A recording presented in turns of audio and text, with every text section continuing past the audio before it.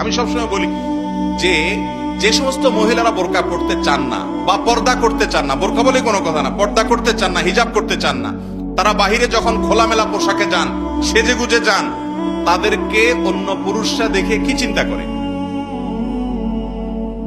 পরপুরুষ গায়ের মাহরামরা একজন সুন্দরী নারী বা একজন যুবতী নারী সাজগোজ করে যদি বাহিরে আসে, খোলামেলা পোশাক আশাকে চলাফেরা করে, যত পুরুষ তাকে দেখে কি চিন্তা করে? আপনারা জানেন না কি চিন্তা করে? আপনি নিজে কি চিন্তা করেন? সবাই সে চিন্তা করে। কথা ঠিক বলছি না? আল্লাহ তাআলা এটা সৃষ্টিগতভাবে এভাবে করেছেন। আপনি যদি বলেন না না হুজুর আস্তাগফিরুল্লাহ, তওবা, আমার মনে কোনো বাজে চিন্তা আসে না, তাহলে হয় আপনি অসুস্থ আর নাহলে মৃত্যু।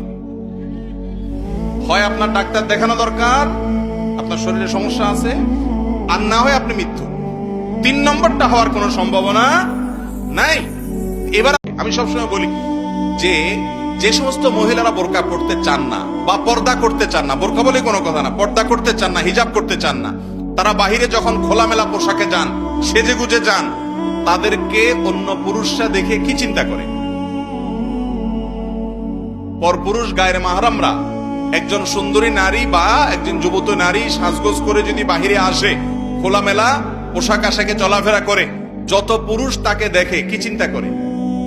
আপনারা জানেন না কি চিন্তা করে? আপনি নিজে কি চিন্তা করেন? সবাই সে চিন্তা করে। কথা ঠিক বলছি না? আল্লাহ তাআলা এটা সৃষ্টিগতভাবে এভাবে করেছেন। আপনি যদি বলেন না না হুজুর আস্তাগফিরুল্লাহ, তওবা, আমার মনে কোনো বাজে চিন্তা আসে না, তাহলে হয় আপনি অসুস্থ আর নাহলে মৃত্যু। হয় আপনার ডাক্তার দেখানো দরকার, আপনার শরীরে সমস্যা আছে, আর না হয় আপনি মৃত্যু। 3 নম্বরটা হওয়ার কোনো সম্ভাবনা নাই।